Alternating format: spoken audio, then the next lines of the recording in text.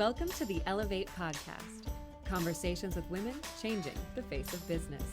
And now your hosts, Kristy, Wallace, and Maricella, Herrera. Hello and welcome to the Ellevate podcast. This is your host, Kristy Wallace, with my co-host, Maricella, Herrera. Hello, Maricella. How are you doing these days? Hey, Kristy. I'm okay. Same old, same old. How are you? I'm good. For those of our listeners who don't know, Maricella and I are still in shelter in place in New York City. And I know parts of the U.S. are opening up, but here we are staying home and staying safe. So I've not seen Maricella for quite some time in person, and I'm missing her greatly. And it's always, hard to tape this remotely when you're not hanging out with me with a glass of wine or some coffee. Yeah, it's pretty different experience for sure. From meetings, from everything. But, we're safe, we're staying inside, doing our part. And, we're lucky enough to have the ability to work from home and to have still the opportunity to do things like tape the podcast and like have our virtual meetings and so forth. So Maricella, I agree. We've been really fortunate to still have jobs and be able to continue working together during this time. I know that with Ellevate, we are doing everything we can to support women who have been economically impacted by COVID, and women have been disproportionately impacted. Yeah, I know you've written a little bit about it and you've posted some stuff online that's really eye-opening, what we see of how we see that unemployment is on the rise, and 60% of the people who have lost their jobs during this pandemic are women. Between unequal pay and unequal division of care, to put it one way, we really need to support women who are being affected today. Yeah. So and we can. That's what Ellevate's about. It's about taking action, mobilizing women to create change, to support one another, to lift each other up. I'm excited for our conversation today with Renee Tajima-Peña, who is a filmmaker, an advocate, an all-around amazing human being, who's dedicating her career to sharing the Asian American story. Most recently in the PBS documentary series, Asian Americans, which you can still stream for free. So check it out on PBS. It's a 5-hour-long documentary series that covers the 170-year-long history of Asian Americans in America. And her just storytelling and insights are powerful. I was blown away by this conversation. But I do also want to give all of our listeners a heads up. We do go deep on a number of topics, particularly topics that are more recent and pertain to racism and hate crimes against Asian Americans as well as African Americans. This is an important topic for us to talk about, and for us to talk about what we can do as allies and communities to step up and to take action. But we want to give you the warning that this is part of the podcast today, so that you are prepared. And if it's a topic you're not comfortable with, you'll know to turn the podcast off. But thanks again for joining us on the podcast today and for our conversation with Renee.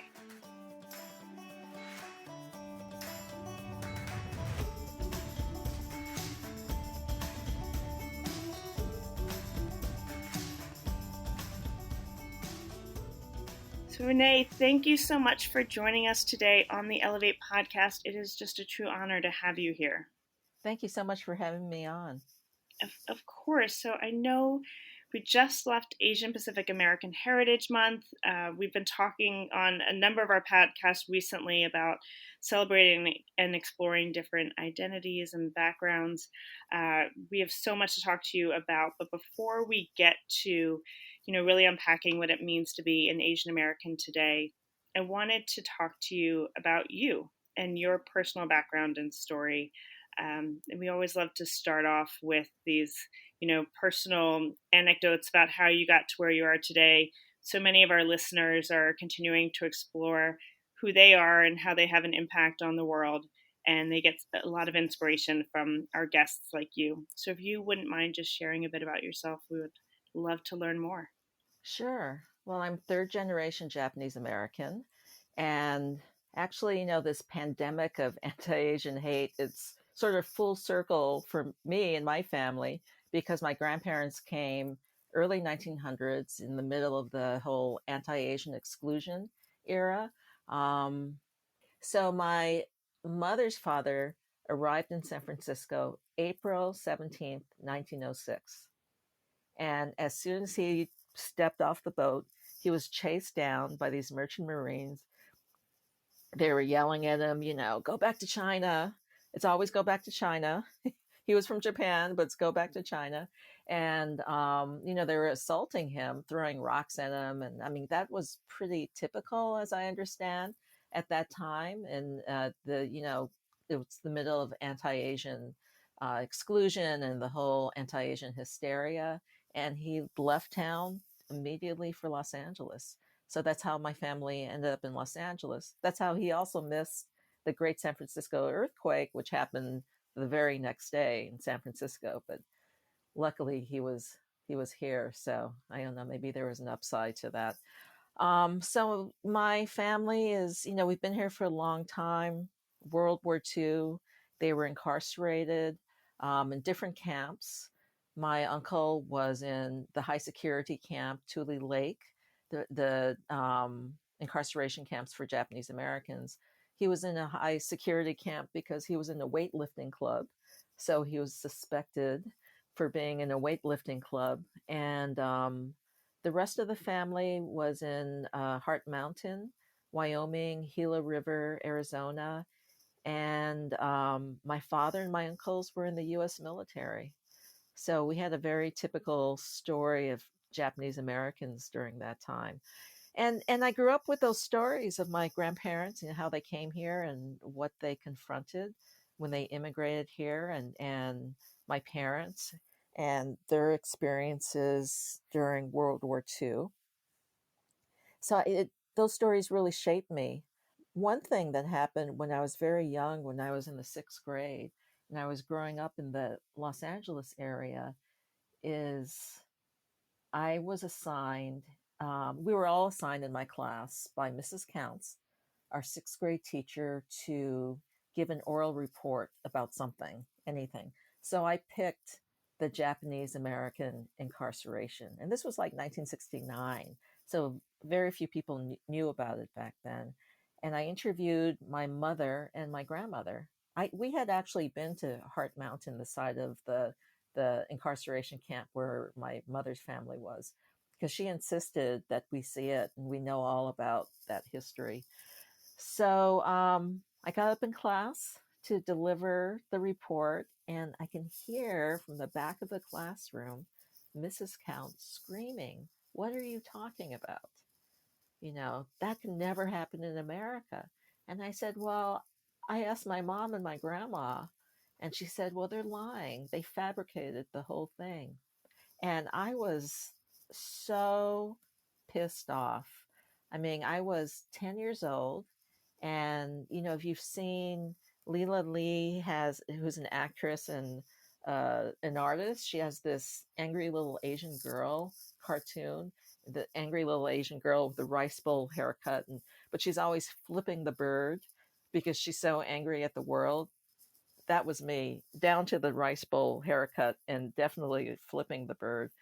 So, I realized that uh, for some reason, these stories were dangerous to people. I mean, enough that my sixth grade teacher would say, my own family was lying about their history. And I'd seen pictures also. There were people had cameras. I guess they sneaked the cameras into the camp. So there were a few pictures of my family in the camp. And I had seen this picture of my grandfather and grandmother with my uncle Tsuneo, who was in the military intelligence service in the U.S. Army. And Tsuneo was in full uniform, U.S. military uniform, and he was there standing next to his parents who were there living behind barbed wire in a incarceration camp. So I knew it happened, and I knew that it was my personal history, and I knew that nobody was going to stop me from talking about it. So I don't know, maybe that's when I became a filmmaker back then.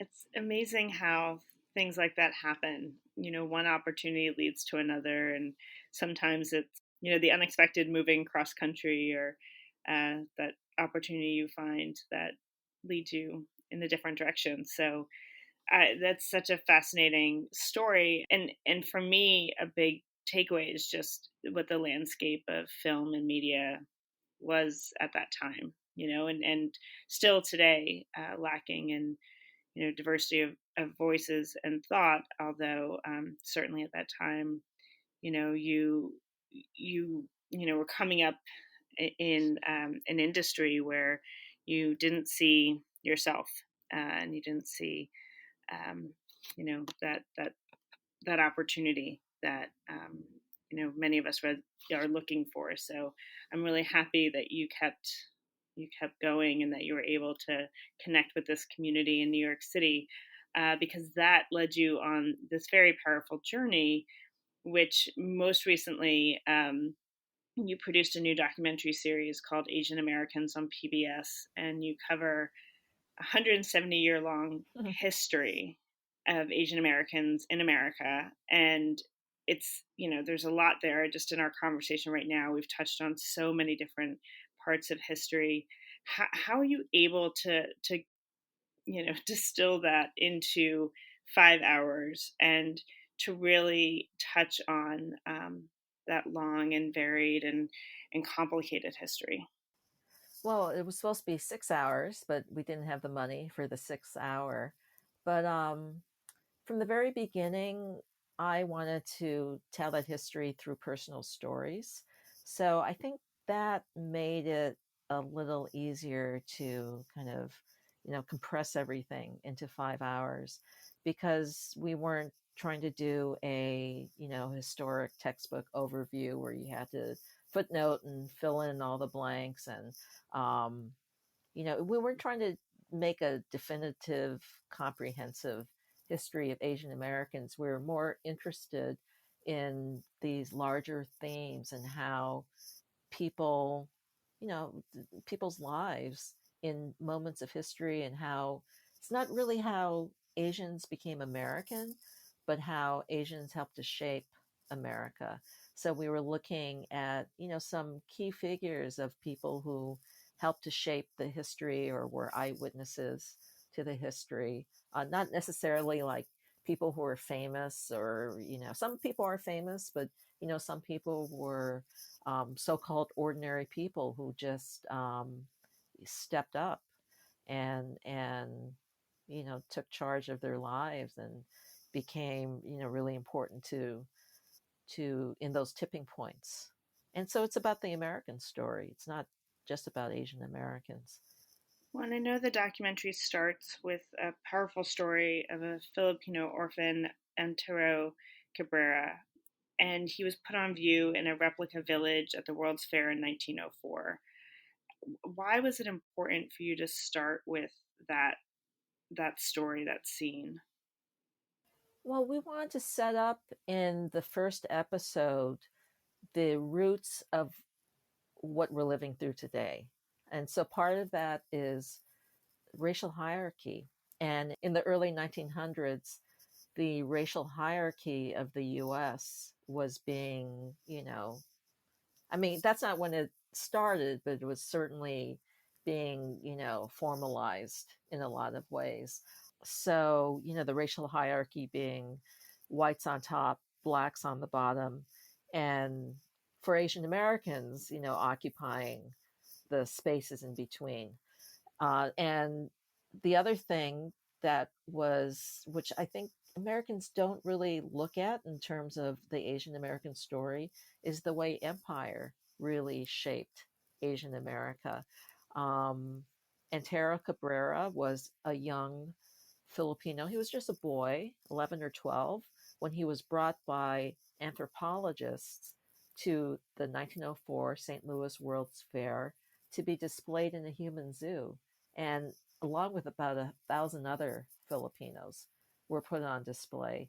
And a lot of, people of color from all over the world, like Otapenga, a lot of people know that story, who was from Africa and who had a really tragic story. I think he ended up in the Bronx Zoo or something like that. Was also put on display.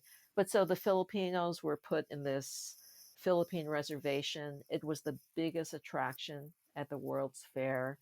It was a replica village of from the Philippines, and they were forced to do things like slaughter and eat dogs every day, or forced to wear.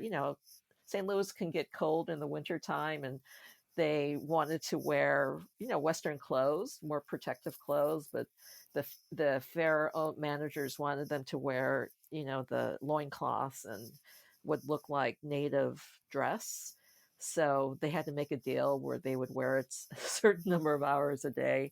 But yeah, so empire was being, the U.S. had just I think it was the late 19th century, I think it was 1898 or 1899, the U.S. had a protracted war with the Philippines, with Filipino nationalists, and they seized the Philippines. I mean, a lot of Americans understand that the Philippines was just bought from Spain, but in fact, there was a war with Filipinos that was the bloodiest war since the Civil War and the longest war until the war in Afghanistan of this century. And so, the Philippines became America's biggest colony, and it was America's colony for the next, into the mid 1900s. And the Philippine Village at the St. Louis World's Fair was a way of proving to the visitors that these are our little brown brothers, which was part of America's justification for colonizing the Philippines, that they were our little brown brothers. They're savages, they can't govern themselves, and you can see from the way they live. So that's why we started with his story. And also Antero, we noticed that when that story is told, it was often told from the point of view of his being a victim, and in a way he was, and the Filipinos were. But I had read a short story that his great granddaughter wrote, because his granddaughter and her family lives in Maryland, and the great granddaughter has an MFA in creative writing, and she wrote this short story based on his life and her great grandmother's life. And they were very, you can see how they took control, I mean, of their own destiny. And Taro ended up, he already knew English, so he was actually brought there partly to do translation. But he was a great singer, so he figured out how to get to Washington, D.C. and sing for Teddy Roosevelt. And he also figured out how to make money from these displays, these sensational displays that Filipinos were put in, like in Coney Island. They toured to different World's Fairs, and they came to the Los Angeles tar pits in Coney Island. They would have these displays of Filipinos, but he figured out how to make money, and he was able to go back and forth between the Philippines and the U.S. And he married a woman, Takei, who was also put on one of these displays. They had a child here, so the child was a U.S. citizen. So he became, he was like the origin story of this this transnational family. And he has family now in the Philippines and family in the United States, and he was able to thrive. So so that was important for us, that the first story was not the story of a victim. I mean, it was a hard story. It was a tough story, but it was a story of somebody who had a lot of agency and who, determined his own future. Storytelling is such a powerful vehicle in many ways. Another story that you uncovered is that of women's rights and equal rights activist Congresswoman Patsy Mink. Would you share a little bit about that and this intersection of race and sex in the Asian American history? Yeah, I mean, Patsy Mink was really ahead of her time. And what's interesting is, the double blind of her being in Asian American, but also being a woman. So she was, on the one hand, she was really, I mean, she was pretty much a contemporary of Ruth Bader Ginsburg, and a very similar story. Patsy Mink went to college in the mainland. The story is that she desegregated her dorm, and then she wanted to go to med school, couldn't get in. So she ended up at the University of Chicago Law School, one of two women. Of course, she was the only woman of color in her class, and she was admitted as a foreign student. She's, Japanese American from Hawaii. But as her daughter said in the interview, Wendy Mink said, well, they just didn't know what to do with her. So they figured, well, okay, we'll admit her as a foreign student. And when she went back to Hawaii, she started a law practice. She couldn't get hired by any firms in the mainland, or I guess in Hawaii. So she started her own practice. Judy Wu, a historian, said she was paid in fish by some of her clients because it was, that's the kind of practice that she had. And she started getting involved in politics. And in the 1950s, Hawaii was going through this amazing transformation. I mean, it had been really this feudal island or group of islands controlled by a white minority, the planters and the shippers and the government of Hawaii. It was a colonial government. It was a U.S. colony, and there were these, in the 1940s, there were these really immense, this labor movement. It was a multiracial labor movement, and there are these Nisei, Japanese American second generation soldiers who were coming back from World War II, and like the African American soldiers and the Native American and Latino soldiers who had fought for freedom overseas, said, well, I'm not going to be treated like a second class citizen in my own land. One of them was Daniel Inouye, who had, really famously, lost his arm in combat. He was a war hero in Europe in the 442nd Battalion, the all Japanese American segregated battalion. And on his way back in California, he was in full dress and he stopped to get a haircut at a barber shop, and the barber wouldn't cut his hair because he was Japanese. And so he was those kinds of things were happening to the Nisei soldiers. So the labor movement, the Nisei soldiers, John Burns, and, the Democratic politicians in Hawaii, they, fueled this revolution in Hawaii, a democratic revolution where the working class majority came into power in the state. And there was a drive for statehood. Of course, if you were a Native Hawaiian, you're never given a choice, because for Native Hawaiians, it had been their own, independent kingdom that had been seized by the United States. But for, the non-natives and Asian Americans and, the others in Hawaii, there was this kind of push for statehood. And Patsy Mink was a part of that.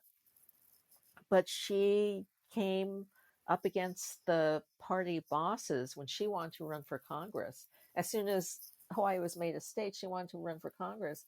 And they said, no, excuse me, it should be a man, because the men can, they can, in these backroom deals, they can, stand shoulder to shoulder with these other politicians in Washington. You're not going to be able to do that. It's, the story I'm sure all women were getting during that time when they had these kinds of ambitions. But she didn't listen, and she ran for Congress and she lost really badly. But then she ran again, and her husband John Mink was her campaign manager, and she had an all volunteer campaign. And in 1964, she was elected the first woman of color to the U.S. Congress. And she was a champion throughout her whole career for civil rights. She was a champion for women's rights. Title IX is named after Patsy Mink. And that's a story that most people don't know. So that's a story we thought, we really had to tell in this series. I'm loving these stories, but part of what is hard, obviously, with the stories is just the racism, the bias, the discrimination that Patsy and Taro and others faced, and still is pervasive today. What are some of these other myths, if you could call them, and I feel that that's not the right word, or certainly not a strong enough word, around the Asian American community that we really need to tear down, that we need to obliterate? Well, I think the primary myth is the stereotype of the model minority. And certainly there are a lot of Asian Americans who came here and worked hard and, did well and went to good schools, et cetera, et cetera. So, I mean, that's one part of the story, as in every single ethnic group in this country. But, people see that as the only story of the Asian American. And in fact, throughout the history, and certainly the history that we looked at, like 150, 170 years, the story has been that America is structured around this racial hierarchy. And, it plays out in every decade and every generation from way back then, like from when my grandparents were coming here to today. So, and the interesting thing about Asian Americans is now from the 1970s, the whole country has developed sort of this barbell where you've got the 1%, and then you've got a lot of people who are being left behind. It's like a barbell. But Asian Americans of all racial groups are the most disparate. So for the Asian Americans, like the barbell is really heavy on both sides, where you've got some Asian Americans who've done really well, and they go to elite colleges, they've made money, and then you've got a lot of Asian Americans who are left behind in education, in jobs. Those are the ones really getting hit right now, along with other people of color in the COVID crisis, hit by health disparities. And so the model minority myth, doesn't hold water. It's also been very dangerous because it's been used as a wedge against other people of color, particularly against African Americans. And in one of the episodes in one of the episodes in the series of the 1950s and 60s, you really see how the model minority was deployed and wielded when, on the one hand, there were these movements for independence in the third world, in Asia, Africa, Latin America. And on the other hand, you had like this rising civil rights movement in the United States. So this idea that the Asian Americans are a minority who just pull themselves up by their bootstraps, they never complain, was used as a cudgel against African Americans who were, demanding equality and demanding an end to institutional racism. We have these two photographs that we use side by side. One is of Toy Lin Goon, who in 1952 was named the American Mother of the Year by the Golden Rule Foundation. And she was upheld as being, this widow with all these kids who went to college, and she works hard, and and she just is this kind of model minority. And the other photo is Rosa Parks getting arrested for having she sat in the front of the bus. And those side by side images really spoke to the way Asian Americans were used as this wedge against African Americans. And that plays out in today, and the fights over affirmative action and many other kinds of debates that we're experiencing. It's Asian Americans being used again as a cudgel um, against other people's calls for equality, and against Asian Americans who have called for equality. Well, and speaking of today, I know that the spread of COVID-19 has also increased, hate crimes towards the Asian American community. And conversely, we've seen just in the past couple of weeks some really tragic and terrible stories in the African American community as well. And I would love to know your thoughts on what do we do? What do I do? What does our community do to be allies, to use our voices, to work towards stopping this? Because certainly the increase has been unsettling and terrible, and on so many levels. Yeah, I haven't seen Asian Americans as angry as they are now because of the killings of Breonna Taylor and Ahmaud Arbery and George Floyd. I mean, Asian Americans haven't been as angry in years and years, maybe since the Vincent Chin case. Vincent Chin in 1982 was a Chinese American who was killed by two auto workers during a time of recession and blame for, the fall of the auto industry by his killers who are Chrysler workers. But and that I made my first film was about that case, and we revisit that case in the series. I've always, in recent years, I've been feeling uncomfortable that Asian Americans were invoking the Vincent Chin case as sort of a grievance, like, oh yeah, we suffer too. And you know because of this racial hierarchy where we're in between, we have a degree of racial privilege vis-a-vis African Americans and Latinos. I mean, if you look at like my husband's Mexican American, and of course my brother's Japanese American. If you look at these two guys, they're like about the same age. They have the same degree, graduate degree from UCLA. They were both like, these public servant kind of bureaucrats who dealt with finance and numbers and wore dockers and everything. Glasses, I mean, mild mannered looking guys. But my husband has always known if he's involved in a traffic stop, he looks for a lighted place with a lot of people around because he knows he's brown and that he's vulnerable.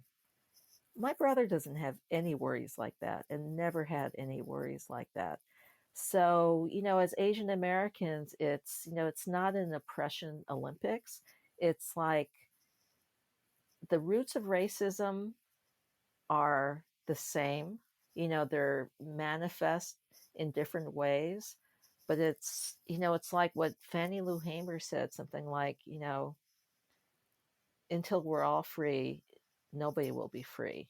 And I think that Asian Americans are really taking that to heart. It's not anything new because there's always been this solidarity, like back to the 1800s when Frederick Douglass denounced the Chinese Exclusion Act, and when you had these like South Asian immigrants who were influenced by the Marcus Garvey movement, in the early 1900s. But But there's been like a lot of the younger Asian American activists have been really involved as allies with the Black Lives Matter movement for years.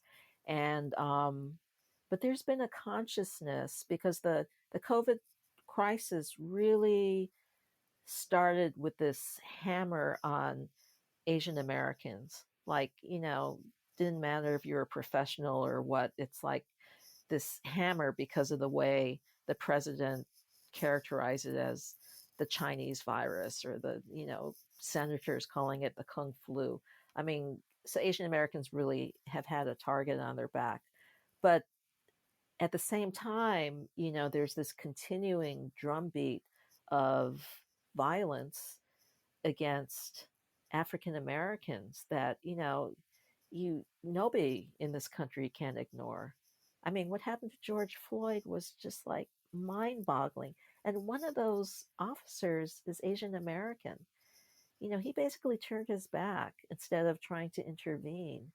And it's a real reckoning for Asian Americans that one of our own was complicit in that killing. It's not the first time we've been complicit, but it's, just given the environment, the atmosphere right now, where people are really thinking about, this rot of racism and how it's like this other pandemic that we're living through. Asian Americans are really galvanized, and they're now, like, in my social media world and in the different talks that are happening, they're talking about that more than, in a way, than anti-Asian hate. And every discussion of anti-Asian hate leads to, we have got to stand side by side with other Americans, and particularly African Americans, who are just being, who are being murdered. I mean, George Floyd, that was a modern day lynching. It's, when I saw that, it kind of reminded me of those postcards of lynchings in like the 1920s. And you'd see all these local people spectators who would come to watch the lynching. And it reminded me of that, in that it was kind of like this, this show, but it also reminded me of Emmett Till's mother, who insisted that Emmett Till, who was like 14, accused of, I think, whistling at a white woman. And this woman, admitted that she had been lying all this time, just recently admitted that. And he was murdered by a lynch mob, and brutally murdered. And his mother insisted that he have an open casket funeral because she wanted America to see what had been done to her child. So it was like the footage of George Floyd being just suffocated to death. It felt like both things. It's spectatorship, but also it's, kind of righteous, visible evidence of, institutionalized racism and murder. Renee, thank you so much for this powerful discussion, for sharing your experience, your advocacy, your work with our community. It's a very important conversation, and one we hope to continue in many different ways, now and in the future. And I just wanted to say thank you very much for being a part of the podcast with me today and sharing all of this. It's been a wonderful conversation, and I just really appreciate it. Thank you.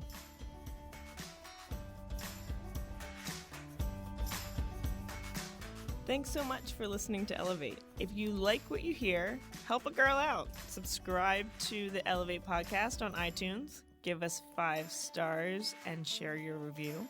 Also, don't forget to follow us on Twitter at EllevateNTWK, that's Ellevate Network, and become a member. You can learn all about membership and all the great things that Ellevate Network is doing at our website, www.ellevatenetwork.com. That's ELLEVATE network.com. And special thanks to our producer, Catherine Heller. She rocks.